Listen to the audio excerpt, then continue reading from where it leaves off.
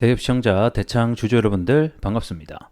대창 관련돼서 투자하시면서 알고 계셔야 되는 중요 이슈와 주가 영향을 미칠 만한 요소들 전달해드리는 멘토 이진욱입니다. 자, 대창이 오늘 상한가를 드디어 달성을 했습니다.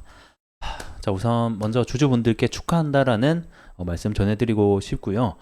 제가 대창 같은 경우에는 사실 이 아래에 단 있을 때부터 지속적인 리뷰를 통해서 현재 대장이 뭐 2구 산업이니 뭐 다른 종목들이 가고 있지만 언제든지 순환매가 나올 수 있다. 이 테마주의 특징이 어제는 2구 산업이 대장이었다가 내일은 또 대창이 대장을 할 수 있다라고 계속해서 설명을 드렸습니다. 그리고 이 평선들이 밀집을 하면서 중요하게 봐야 되는 부분도 어느 정도 다 설명을 드렸었죠. 그래서 오늘 관련된 기술적 분석 함께 좀 이따가 함께 얘기해 보도록 하겠고, 아무래도 이 구리 가격 상승에 따라서 주가가 상승을 했기 때문에 이와 관련된 이 전망 보고서를 함께 좀 보도록 하겠습니다. 현재 골드만삭스에 따르면 이 구리가 한 600%, 900%까지 상승이 가능하다, 이런 전망들이 나오고 있기 때문에 관련된 또 이야기들 함께 나눠보도록 하겠고, 자, 이어서 결국에는 구리 가격이 상승을 해야지 2차적으로 3차적으로 주가가 올라갈 수 있기 때문에 다음 생각해 봐야 되는 2차 3차 재료는 무엇인지도 함께 얘기해 보는 시간들 가져보도록 하겠습니다.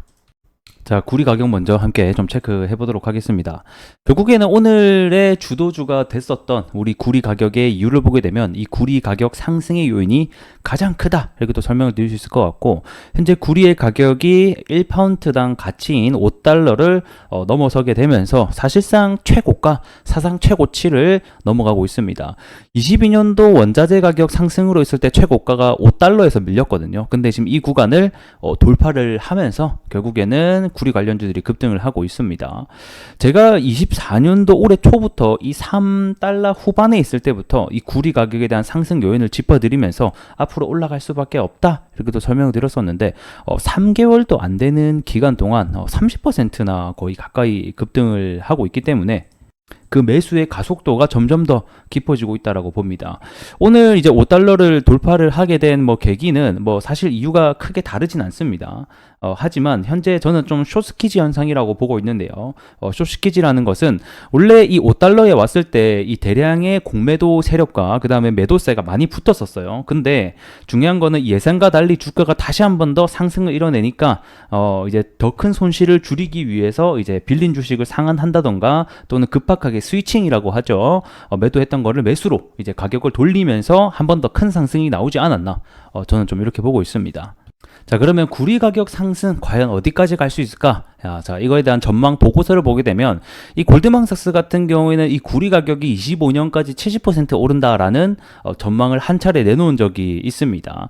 자, 그러한 이유를 보게 되면, 자, 이게 이제 21년도, 22년도 약 2년 전부터 이런 보고서를 썼었어요. 구리 수요가 앞으로 증가할 것이다, 이런 식으로 하면서. 그래서 내용을 보게 되면, 자, 녹색 에너지에 쓰이는 수요가 증가하고 있다, 이런 식으로 썼는데, 여기서 말하는 녹색 에너지라고 하는 것은 우리가 흔히 알고 있는 전기차라던가 또는 기존에 하고 있는 화석 연료 대신 신재생 에너지가 있겠죠. 태양광, 그 다음에 풍력, 이런 게 될 것 같습니다.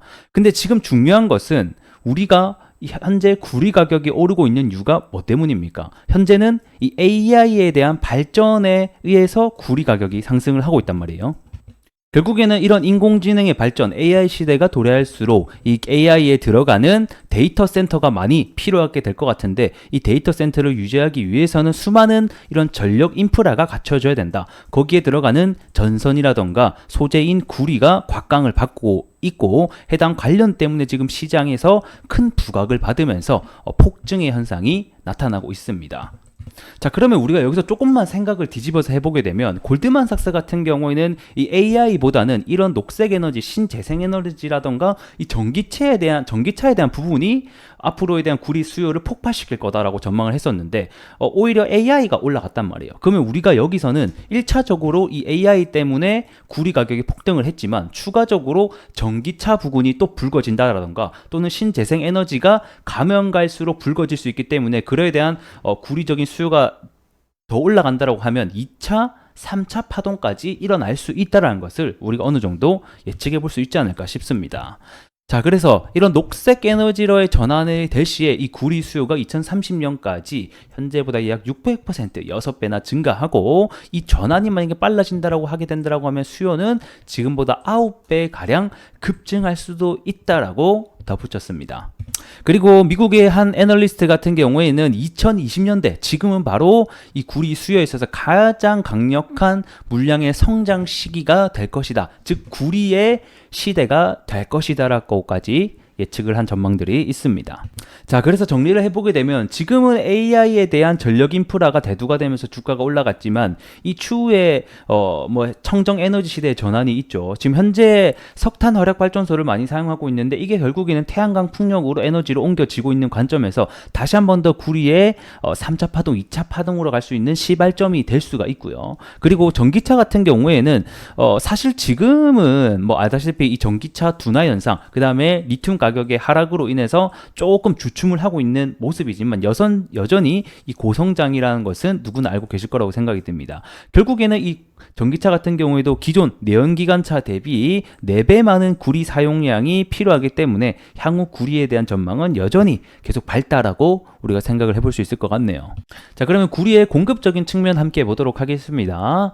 이 구리 같은 경우에는 광산 쟁탈전이 벌어지고 있다라고 하는데, 현재 조업 중인 강산에 대해서 이 구리가 점점점 고갈을 하고는 중입니다. 원래 이게 19세기 때만 해도 이 구리의 채취량 같은 경우에는 10%에서 15% 정도 됐었거든요. 근데 이게 20세기 들어서는 2%까지 추락을 하게 되고요. 그리고 지금 현재 21세기 같은 경우에는 약 0.6%, 사실상 1%도 안 되는 구리의 채취량을 보여주고 있습니다. 자, 이 말인 즉슨 광석의 1톤을 캐내게 되면 구리 고작 0.6kg, 6kg죠. 6kg 정도를 얻을 수 있다라는 것을 우리가 알 수 있을 것 같고, 그만큼 구리가 점점점 얻기 어렵다라는 사실을 우리가 알 수 있습니다. 자, 그리고 이 중국 같은 경우에도 이 구린 재련소에 대한 감산 합의가 앞전에 소식이 또 들려오기도 했었죠. 이뿐만 아닙니다.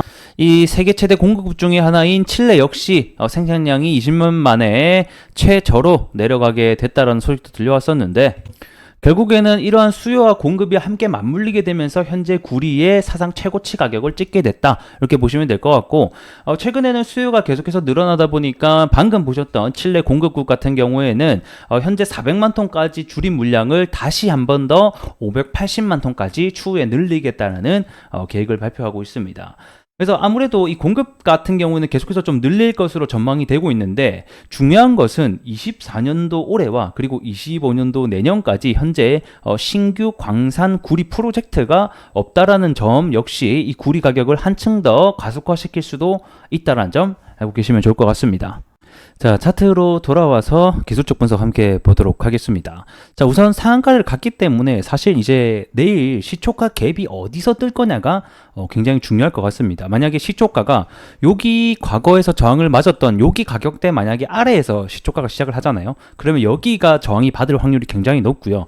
그게 아니라 시초가가 여기 위쪽에서 형성이 되면 사실 이제 우리가 바라볼 수 있는 거의 최고점 라인까지도 시도를 해볼 수 있다는 점을 확인을 해봐야 될 것 같습니다. 그래서 내일 시초가가 어디서 형성되는지를 보고 이 저항 가격이 달라질 수 있다는 점 알고 계시면 좋을 것 같고, 그래서 지속적으로 과거에 이 저항을 받았던 가격대인 만큼 여기서는 저항을 받을 확률이 높다는 점을 참고해 주시면 좋을 것 같습니다. 자, 그리고 우리가 또 체크를 해봐야 될 거는 결국에는 구리 가격이 되겠죠. 오늘 밤 구리 가격이 얼마 정도 상승을 또 해주느냐, 하락해 주느냐에 따라서 결국에는 대창의 주가 갭의 상승이 얼마 정도 될 것이냐가 결정되지 않을까, 이런 생각이 듭니다. 분봉으로 조금 더 자세하게 들어보게 되면 오전에 사실 가파르게 올라서 상한가를 찍었거든요. 이렇게 보통 오전에 급하게 상한가를 찍은 종목을 흔히 우리가 좀 강한 상한가 다라고 얘기를 합니다. 거래대금도 보게 되면 69억, 나름 시가총액 대비 많이 터진 모습을 확인해 볼 수가 있죠. 그래서 오늘은 해당 저항대 가격까지 가는지 여부를 내일 또 추적 관찰하면서 제가 또 내일 영상에서 여러분들께 인사드릴 수 있도록 하겠습니다. 자, 우리 많은 분들 축하드리고요. 꼭 내일 수익 보셨으면 좋겠습니다. 고맙습니다.